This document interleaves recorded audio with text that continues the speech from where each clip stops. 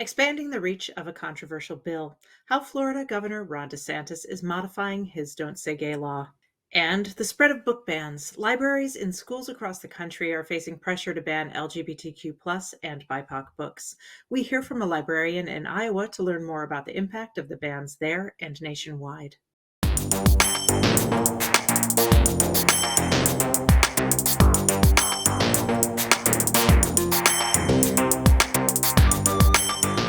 Welcome to Advocate Today. I'm Tracy E. Gilchrist. We begin in Florida, where Governor Ron Desantis is looking to expand the Don't Say Gay law to all grade levels. The proposal would forbid lessons and books on sexual orientation and gender identity from grades 4 to 12. The initial ban affected grade K through 3. The change doesn't require legislative approval and is scheduled for a vote before Florida's Board of Education next month. The White House called the proposal wrong. Florida's NAACP is urging the national organization to issue a travel advisory to Florida because of the governor's policies. In New York, a bomb threat linked to an LGBTQ book forced the evacuation of 5 schools. Hilton Central School District, north of Rochester, evacuated all 5 district schools. The threat was emailed to local media outlets claiming that pipe bombs had been placed in all the schools because of a book titled "This Book is Gay." School officials sent students home for the day. Police did not find any explosives and say the threat was not deemed credible. Bans on books are happening across the nation right now, and Iowa is the latest state to push a bill that would create a remove list. Here with me now is Iowa Library Association President Sam Helmick about Iowa Governor Kim Reynolds' bill, the potential impact on libraries, and more. Sam Helmick, President of the Iowa Library Association, thank you for your time and for the work that you do. You too. Thank you for your attention to these very important matters in Iowa and around the nation. Of course. Well, it's my pleasure to have you here. Thank you. And I really want to begin by just asking you, as president of the Library Association in Iowa, what has your job entailed to this point? How did you get there, and what does your daily job look like?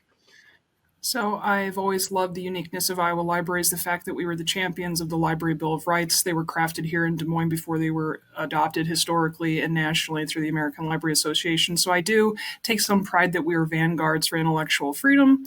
And I see beautiful Iowa libraries reflecting the beautiful communities that they serve. And so I've been in public librarianship for close to 20 years, and I've served Iowa Library Association for about half of that time. And so my role has been just sort of understanding the infrastructure, how it works on the government end of things, but then the lobbying and networking end of things for the association, and then encouraging members to be involved in the important work we do because it touches every single Iowan that we serve and want to serve. Yes, well, wonderful. Thank you for that. And I want to dive into this bill proposed by Governor Kim Reynolds, which is wildly draconian. And would you please elucidate some of the bill and how it would affect the work that you do and reading in general?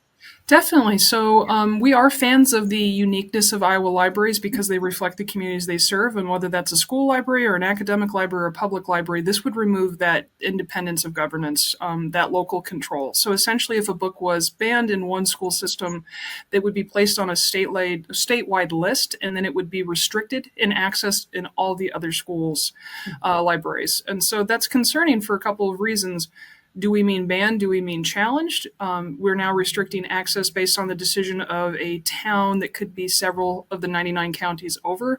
And it's obviously a chilling effect on what we'll purchase and what we'll be able to have access to in libraries.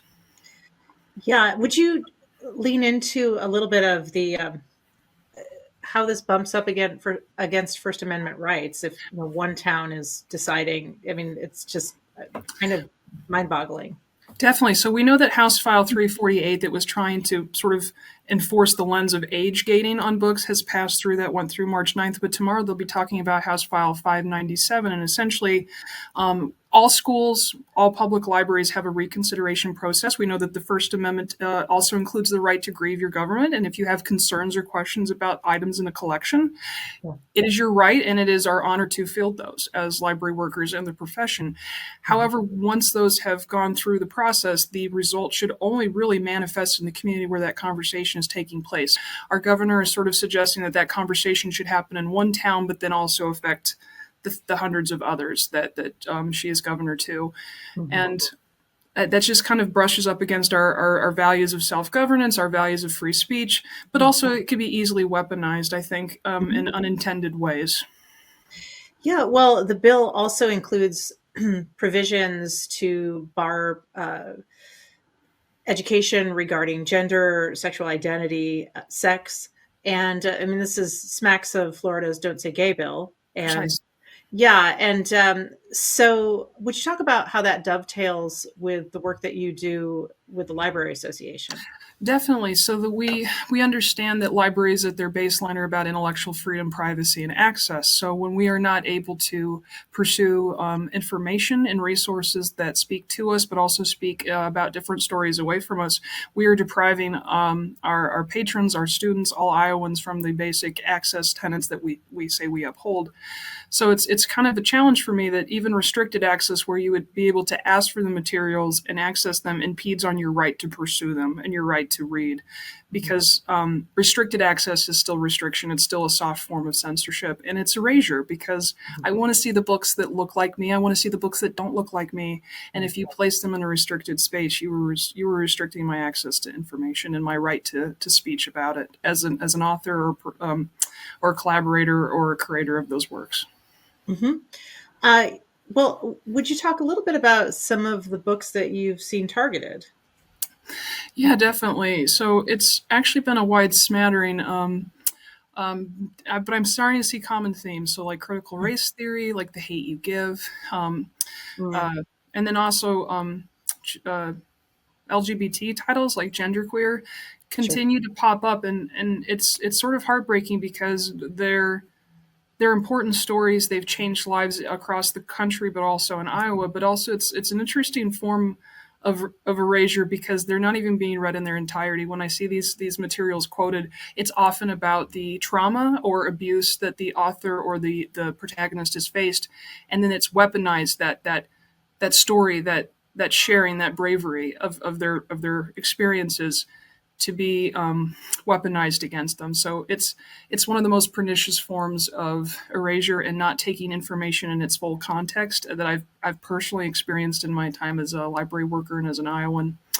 And so we do continue to see these common themes of folks that are in the trans community, the queer community, the BIPOC community being questioned and restricted and otherized. Yeah. I don't wanna go too far down the rabbit hole, but I wonder if you could touch a little bit on kind of history of book banning and the wider cultural, implications of that. Right. So again, it's sort of surprising, I think, sometimes when I come at this from the angle of this is a First Amendment process. So we need to be able to come to each other and have these difficult community conversations and grapple with the fact that often book challenges are from good intentions. They're from trying to protect people. They're trying to really keep children as a lens and a priority in mind. However, a banned book is a form of censorship. So we have to kind of come together as communities of practice, whether that be a school board or like a parent teacher committee or a library board, and figure out what works best for those we serve. So book bans are as pretty much as old as libraries are. And that's a process that we're all prepared to have. And why this is like a different needle change for me Mm, or sea change really is because we're removing that process. We're consolidating powers to remove the First Amendment process of community and conversation and reconciliation and consideration out of the hands of Iowans. And access to Iowans has been kind of my life for the last 20 years. Sam Helmick, president of the Iowa Library Association, thank you for joining me and for your thoughtful conversation. I am, appreciative of the work that you do. Tracy, it was a joy. Thank you. Thank you so much to Sam for their time. The work they do is so important, ensuring that there's access to knowledge for all who seek it. That's all the time we have for this advocate today. We are keeping a close eye on the book bans, anti-LGBTQ plus bills, and other infringements of rights. Stay up to date with us at advocatechannel.com or wherever you stream your content. I'm Tracy E. Gilchrist, and I'll see you next time.